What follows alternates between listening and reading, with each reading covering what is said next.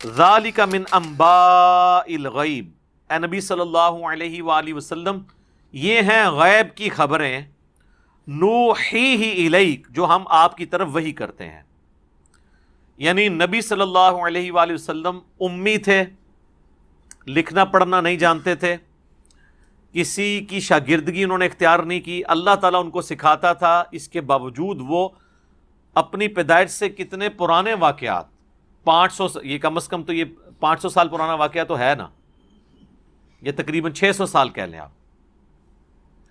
تو یہ نبی صلی اللہ علیہ وآلہ وسلم کو وحی کے ذریعے بتایا گیا۔ تو اللہ تعالیٰ فرما رہا ہے کہ یہ اس بات کی دلیل ہے کہ اللہ تعالیٰ کے آپ پیغمبر ہیں،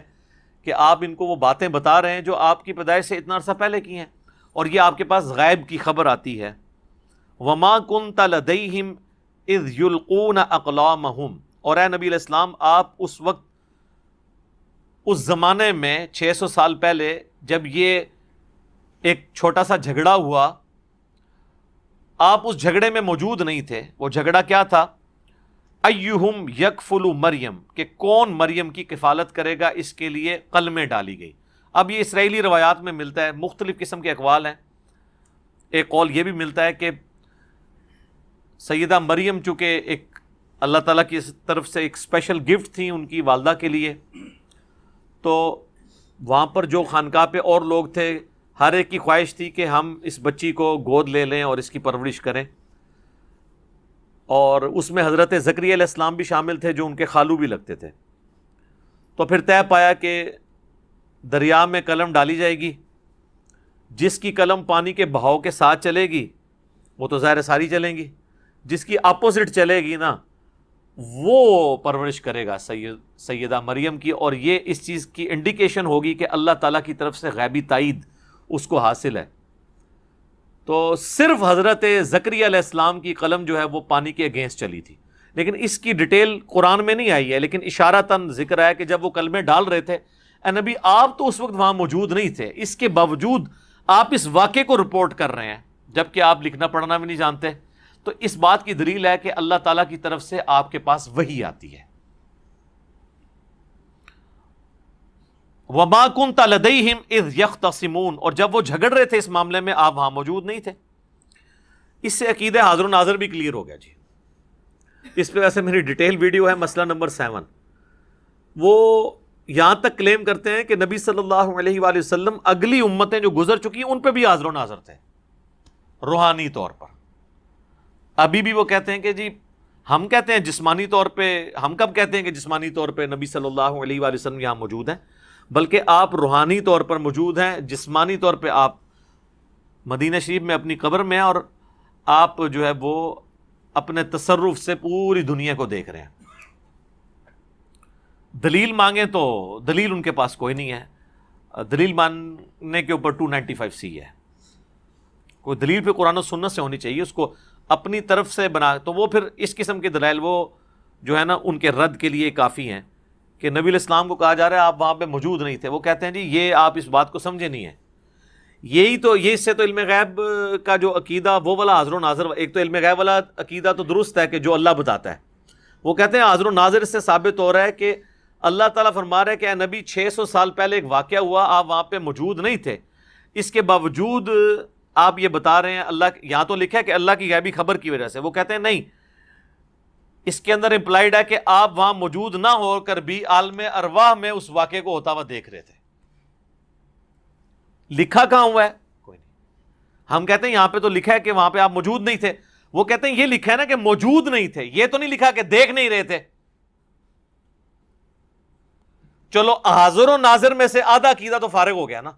حاضر تو ختم ہو گیا، وہ کہتے ہیں ناظر تو تھے، ناظر کو بھی ختم کرتے ہیں جی، یہ جو آپ نے غلط عقیدہ گھڑا ہے۔ قرآن میں ایک آیت ایسی ہے جس میں اللہ تعالیٰ نے دونوں چیزوں کی نفی کر دیا، اور وہ ایک آیت میرا خیال ہے اسی لیے اللہ تعالیٰ نے امت کی ہدایت کے لیے قرآن کو بھیجا ہے۔ سورۃ القصص میں اللہ تعالیٰ نے سیم یہی گفتگو حضرت موسیٰ علیہ السلام کے بارے میں کی، کیونکہ موسیٰ علیہ السلام تو نبی علیہ السلام سے آلموسٹ آپ سمجھ لیں 2000 سال پہلے ہیں، 1400 قبل مسیح حضرت موسیٰ علیہ السلام کا زمانہ ہے، اور اوپر کے 600 سال ڈال لیں تو نبی صلی اللہ علیہ وآلہ وسلم سے 2000 سال پہلے حضرت موسیٰ علیہ السلام کے سارے واقعات ہوئے ہیں، اور قرآن میں سب سے زیادہ آپ کو پتہ ہے ذکر حضرت موسیٰ علیہ السلام کا ہے انبیاء میں سے، چونکہ وہ صاحب امت پیغمبر بھی تھے. تو اللہ تبارک و تعالیٰ نے اسی کانٹیکسٹ میں کئی ایک جگہ پہ یہ یعنی گفتگو آئی ہے. سورۃ القصص جو ہے نا جی، اس میں اللہ تعالیٰ نے ایک کنکلوڈنگ آیت نازل فرمائی ہے جس میں ان دونوں چیزوں کی نفی ہوئی ہے. سورۃ القصص کی آیت نمبر ہے 44، جس میں اللہ تعالیٰ نے فرمایا کہ وَمَا كُنْتَ بِجَانِبِ الْغَرْبِيِّ، آپ مغرب کی جانب نہیں تھے، کوہ طور کے مغرب کی جانب، اِذْ قَضَيْنَا إِلَى مُوسَى الْأَمْرِ، جبکہ ہم موسیٰ علیہ السلام پر حکم وحی نازل فرما رہے تھے. یعنی آپ حضرت موسیٰ کے زمانے میں اس جگہ پر کوہ طور کے پاس موجود نہیں تھے، تو آپ یہ کیسے بیان کر رہے ہیں؟ اللہ کی وحی سے. وَمَا كُنْتَ مِنَ الشَّاهِدِينَ، اور نہ ہی آپ دیکھنے والوں میں شامل تھے، نہ موجود تھے نہ دیکھ رہے تھے، یعنی نہ حاضر تھے نہ ناظر تھے. اب یہاں پہ آ کے اعلیٰ حضرت احمد رضا بریلوی صاحب نے ترجمہ ہی چینج کر دیا، اور ترجمہ یہ کیا کہ نہ آپ حاضر تھے نہ موجود تھے. ایک ہی لفظ یعنی مختلف الفاظ استعمال کر دیے. شاہد کا ترجمہ باقی ہر جگہ وہ حاضر و ناظر کرتے ہیں، یہاں وہی شاہد لفظ آیا، یہاں ترجمہ بدل دیا. اور ان کے جو پوتا شاگرد ہیں مفتی احمد یار خان نعیمی صاحب،